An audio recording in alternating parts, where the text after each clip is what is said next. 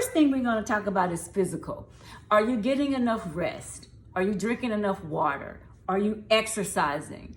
How are you eating? Are you eating balanced meals a day, right? What does that look like? How do you make sure that you are pouring into your physical in such a way that you have something to give out to someone else, okay?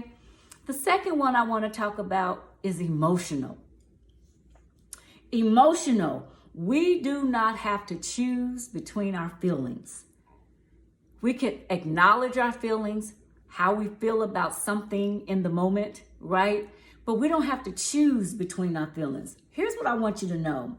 I want you to know that you can have more than one feeling at a time.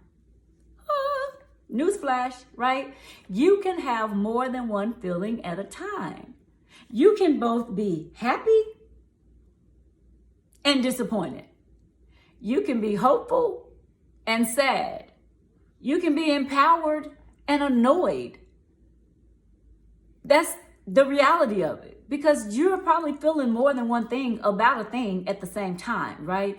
Think about a situation where maybe a loved one is lost, or a good friend moves away to another city.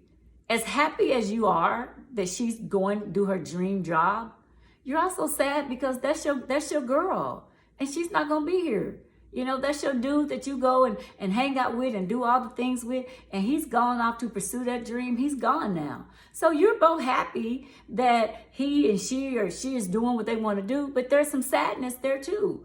You don't have to pick which one of those feelings. You can feel both of them, all right? And so I am here today, if you will allow me to give you permission to release that burden from yourself of having to think that you have to feel one or the other. I want you to feel what you need to feel for as long as you need to feel it, okay? And I also want you to know that your feelings are valid because they're yours. I cannot take your feelings away, and I cannot make you feel a certain kind of way. You feel how you feel, and it doesn't need to be explained, and you don't have to make people comfortable with your feelings because they're yours. So I don't want you to feel like you have to make somebody be okay with how you feeling, or not feel what you really need to feel because it's going to make someone else uncomfortable. Your emotional self-care requires you to be okay in that moment.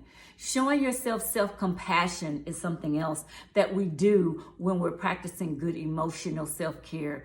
Journaling is a process. I love journaling. I've got journals all over the house, in my car, in my purse, because things come to me where I need to write it down in the moment. And being able to set good, healthy boundaries. That's going to be a whole soulful Saturday by itself. Healthy boundaries. What are they, and how do we set them, and how do we hold people accountable to those boundaries, okay? That's a whole nother soulful Saturday episode, so stay tuned for that. The other thing I want you to get into the habit of doing as you are practicing good self-care on your emotional side is learning how to ask for what you need, or ask for help, or even be able to say, I don't know what I need, but I need something. So can you just sit with me for a while till I figure it out? Because it may not come today. And when I call, I'll have an answer for you. So be able to ask for help when you need it, and be able to give yourself permission to not know. Because some days we won't know, okay? Mental, and asking yourself, what do I like? One of the questions I always ask is, who am I?